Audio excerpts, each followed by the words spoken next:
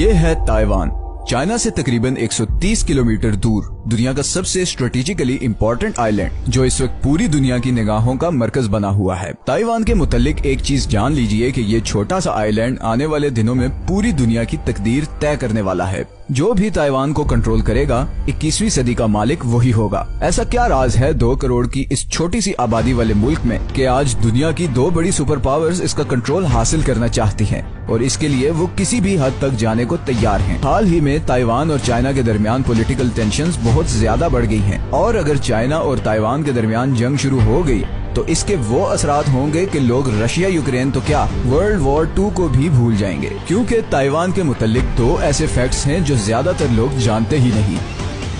Taiwan की history की बात करें तो ताइवान पर हजारों साल से बीजिंग में मौजूद चिंग डिनेस्टी की हुकूमत रही है। फिर 1895 में जापान ने ताइवान पे कब्जा कर लिया और अगले 50 साल तक उस पे हुकूमत की। लेकिन वर्ल्ड वॉर 2 के आखिर में जापान को ये आइलैंड चाइना को वापस करना पड़ा। इसी दौरान चाइना में माओ जेडोंग के कम्युनिस्ट और चियांग काई शेक के नेशनलिस्ट के दरमियान एक जबरदस्त सिविल वॉर शुरू हो गई। कम्युनिस्ट ये जंग जीत गए और 1949 में पीपल्स रिपब्लिक ऑफ चाइना वजूद में आ गया। दूसरी तरफ नेशनलिस्ट चाइना से भागकर ताइवान आ गए और तब से लेके आज तक ताइवान उन नेशनलिस्ट्स के कंट्रोल में ही है और 1945 में शुरू होने वाली ये सिविल वॉर अब इंटरनेशनल जियोपॉलिटिक्स का एक इंतहाई इम्पोर्टेंट हिस्सा बन चुकी है।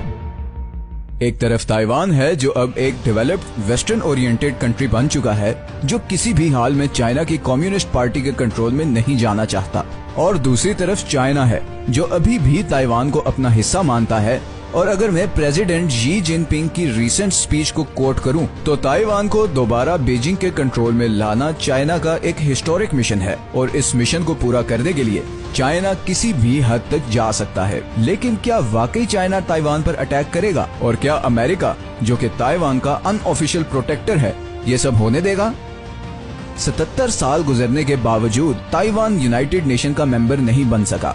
आज की डेट में सिर्फ 15 छोटे कंट्रीज ताइवान को ऑफिशियली रिकॉग्नाइज करते हैं और इसकी वजह यह है कि चाइना ताइवान को सिर्फ एक बागी प्रोविंस समझता है और किसी भी ऐसे मुल्क के साथ डिप्लोमेटिक रिलेशन नहीं रखता जो ताइवान को ऑफिशियली रिकॉग्नाइज करता हो। अब चाइना 1.5 अरब की आबादी के साथ दुनिया की दूसरी बड़ी इकोनॉमी है और इसीलिए सारी दुनिया, इवन के अमेरिका भी इस इशू में पब्लिकली चाइना को सपोर्ट करता है और ताइवान को इंडिपेंडेंट स्टेट रिकॉग्नाइज नहीं करता। लेकिन दूसरी ही तरफ अमेरिका ताइवान का सबसे बड़ा अनऑफिशियल सपोर्टर भी है। अमेरिका अब तक अरबों डॉलर के हथियार ताइवान को बेच चुका है, जिसमें हेलीकॉप्टर्स, जेट्स, मिसाइल्स और सबमरीन्स शामिल हैं। अमेरिका के बहरी जहाज भी हर महीने में एक दफा ताइवान स्ट्रेट में जरूर पेट्रोल करते हैं। अमेरिकन प्रेसिडेंट जो बाइडेन ने भी अभी पिछले अक्टूबर में ही ये पब्लिकली कहा है कि अगर चाइना ने ताइवान पे हमला किया तो अमेरिका उसे हर हाल में डिफेंड करेगा। लेकिन अमेरिका ताइवान के लिए चाइना जैसी स्ट्रॉन्ग मिलिट्री से टक्कर क्यों लेगा?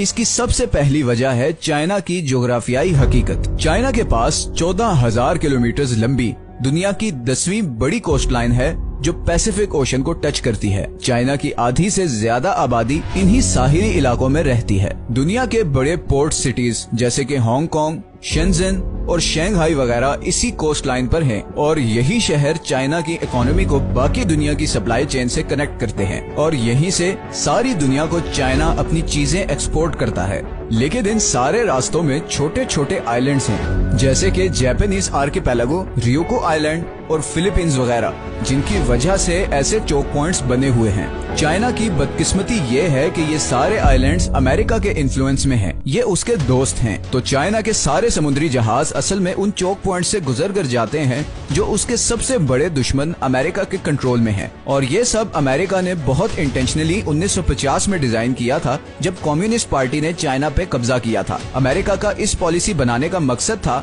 ईस्टर्न पैसिफिक ओशन में अपना कंट्रोल और डोमिनेंस बरकरार रखना। अब चाइना के साथ किसी भी कॉन्फ्लिक्ट की सूरत में अमेरिकन नेवी और उसके ये दोस्त आइलैंड्स या चोक पॉइंट्स ब्लॉक कर सकते हैं और ऐसा कदम पूरी चाइनीज इकोनॉमी को घुटनों पे ले आएगा। इसीलिए ताइवान अमेरिका और चाइना दोनों के लिए बहुत ही इम्पोर्टेंट पॉइंट है। और अगर फर्ज करें कि चाइना ने ताइवान पर कब्जा कर लिया तो न सिर्फ अमेरिका की एक बहुत बड़ी आउटपोस्ट हाथ से निकल जाएगी, बल्कि चाइना के लिए बाकी पैसिफिक ओशंस के आइलैंड्स पे कब्जा करना भी आसान हो जाएगा। लेकिन ये ये तो सिर्फ पहली वजह है जो ताइवान को इतना खास बनाती है। दूसरी वजह इससे बहुत ज्यादा इम्पोर्टेंट है। ताइवान दुनिया में सबसे ज्यादा सेमीकंडक्टर चिप्स बनाने वाला मुल्क है। ये वो चिप है जो तमाम सिविलियन और मिलिट्री टेक्नोलॉजी में यूज होती है, जैसे कि स्मार्टफोन्स, कंप्यूटर्स और मिसाइल डिफेंस सिस्टम्स वगैरह। पूरी दुनिया की तकरीबन 65% सेमीकंडक्टर चिप्स ताइवान में बनती हैं। ताइवान सेमीकंडक्टर मैन्युफैक्चरिंग कंपनी, जिसे TSMC कहते हैं, दुनिया में सबसे बड़ी सेमीकंडक्टर चिप्स बनाने वाली कंपनी है। अमेरिकन सेमीकंडक्टर कंपनीज जैसे कि इंटेल, एनवीडिया, AMD और एप्पल वगैरह ने भी अपनी चिप प्रोडक्शन TSMC को आउटसोर्स की हुई है और गो के इसकी वजह से उन्हें कॉस्ट कम पड़ती है और प्रॉफिट्स ज्यादा आते हैं।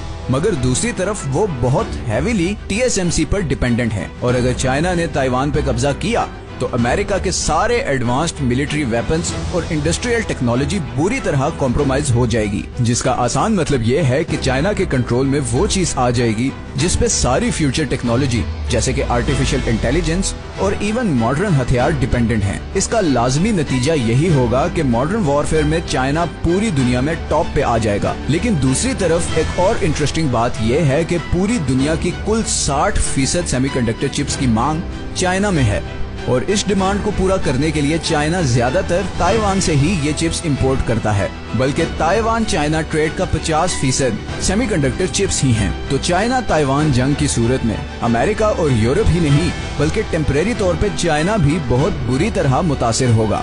और मुख्तसर कहूँ तो अगर जंग की सूरत में ताइवान ने चिप की प्रोडक्शन रोकी तो पूरी दुनिया की इकोनॉमीज हिल के रह जाएंगी। लेकिन इसका ये मतलब नहीं कि चाइना ताइवान पे हमला नहीं करेगा। एक्सपर्ट्स के मुताबिक अगर चाइना ने ताइवान पे कब्जा करना है तो उसके पास सिर्फ 2030 तक का टाइम है, क्योंकि तब तक अमेरिका और यूरोप बहुत हद तक ऑल्टरनेटिव ड्रॉप कर चुके होंगे, आर्टिफिशियल इंटेलिजेंस छा चुकी होगी और शायद ये सारे देश चाइना से बहुत ज्यादा स्ट्रॉन्ग पोजीशन में आ चुके हों। इसीलिए अमेरिकन थिंक टैंक्स के मुताबिक 2022 से 2026 के दौरान कभी भी चाइना ताइवान पे हमला कर सकता है और इसीलिए चाइना पिछले कुछ अरसे से बहुत एग्रेसिवली रिएक्ट कर रहा है। अभी रिसेंटली अमेरिकन हाउस स्पीकर के विजिट के बाद चाइना ने ताइवान के बिल्कुल करीब समंदर में बहरी मशकें शुरू कर दी हैं। इस जंग में शिकस्त चाइना के लिए बहुत शर्म का मुकाम होगा और उसका दुनिया की नेक्स्ट सुपर पावर बनने की काविश पर एक सवालिया निशान आ जाएगा। दूसरी तरफ इसमें कामयाब होना अमेरिका और उसके एलाइज का हौसला तोड़ देगा और एशिया में चाइना की बर्तरी कायम हो जाएगी। और सिर्फ यही नहीं बल्कि अमेरिका और यूरोप उस एडवांस्ड सेमीकंडक्टर चिप्स से भी हाथ धो सकते हैं जो फ्यूचर टेक्नोलॉजी की है। इस जंग की सूरत में बाकी दुनिया के मुल्क क्या रिएक्ट करेंगे ये तो वक्त ही बताएगा। लेकिन एक बात तो यकीनी है कि इसके असरात रशिया यूक्रेन वॉर से ज्यादा खतरनाक होंगे और ऐन मुमकिन है कि अगर दूसरे मुल्क ताइवान की मदद को आए तो एक वर्ल्ड वॉर शुरू हो जाए। ताइवान चाइना कॉन्फ्लिक्ट एक बहुत ही कॉम्प्लेक्स टॉपिक है और हमने बहुत मुश्किल से इसे समराइज किया है।